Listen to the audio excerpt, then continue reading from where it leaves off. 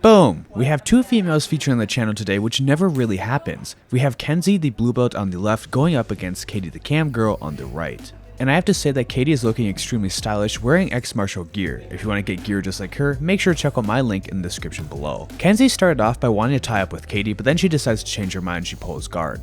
She's maintaining control over Katie's head with her right hand, and then she's trying to transition towards the guillotine. Katie has a lot of weight in her hips, so Kenzie is trying to scoot in with a butterfly hook, and she looks to elevate Katie and hit her with a basic butterfly sweep. But Katie's going around the head and trying to look for her own guillotine as she's able to recover position and maintain top control. But as Katie's trying to push her forward and flatten her towards the mat, a wild banana peel from Mario Kart was thrown on the mat, causing Katie to slip, and she loses all control and then gives up a heel hook to Kenzie. She didn't try and spin with it or to fight it, she just tapped instead so she could keep her legs safe. That was a great heel hook from Kenzie, who's much smaller and also only the blue belt compared to the purple belt. But Katie doesn't want to go out like that, so she's going to start rolling a little bit harder and with some more technique. Both girls are starting standing, looking for their first inside ties so they can set up the wrestling. If you're trying to get better at your takedowns, wrestling ear to ear is not the way to do it. It's much better to have your foreheads on each other so you have enough space to enter your shots. I don't know if Katie was going for a lat drop, but either way, she ended up on bottom and she is scooping up the guillotine. She stays off her back, switches to the high elbow guillotine, and then gets a nice tap over Kenzie. Staying off of her back is vital so she has a lot more leverage for the guillotine. It also stops Kenzie from jumping over her guard and passing immediately into side control to escape this choke. Just like being flat on your back is bad if you want to try and escape a bad position, it's also bad to be pinned on your back if you're trying to finish off a good submission. And since we've already had 2 submissions done in under 2 minutes, you have to make sure to press like on the video, otherwise Katie's going to come and try and guillotine you.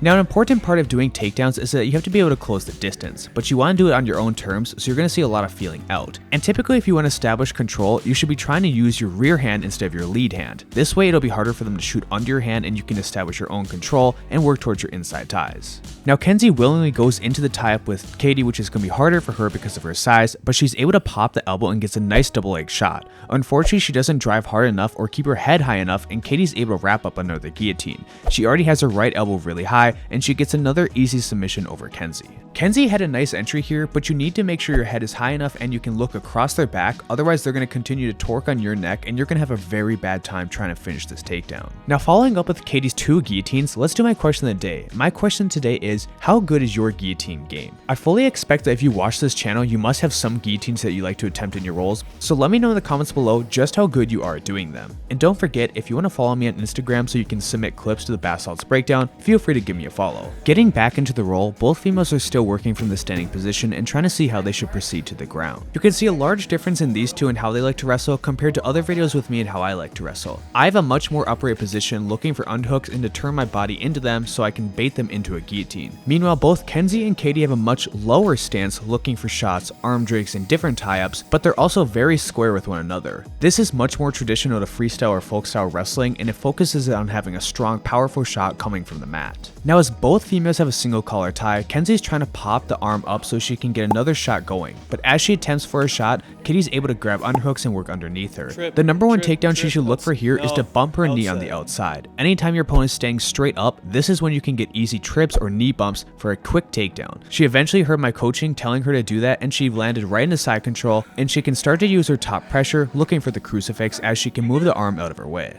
I like Kenzie's approach from bottom side control here. Even though side control is a terrible spot to be when you're underneath them, especially with the size difference, she's staying calm the entire time. Staying calm and relaxed in bad positions will help you think clearer so you can figure out a way out of these terrible spots. Katie uses some leg pummeling so she can establish the top crucifix. Kenzie does have control over the ankle and she's trying to slide it into half guard, but Katie uses her right shin to trap the hand so she can't continue to push the arm out. She then loops her arm around the neck looking for a guillotine, but it's going to be tough to finish the guillotine in this spot because you need to maintain chest control. Now, Kenzie uses her hips to start bridging so she can create a little bit of space and she can capture Katie's leg and push her right into half guard. Katie tried to step over the head as well with her right leg, but she got a little bit too antsy and she lost the position. Katie is trying to smash Kenzie's frames, so she pushes her hip down to the mat, but this gives enough space for Kenzie to push out and she can establish a knee shield.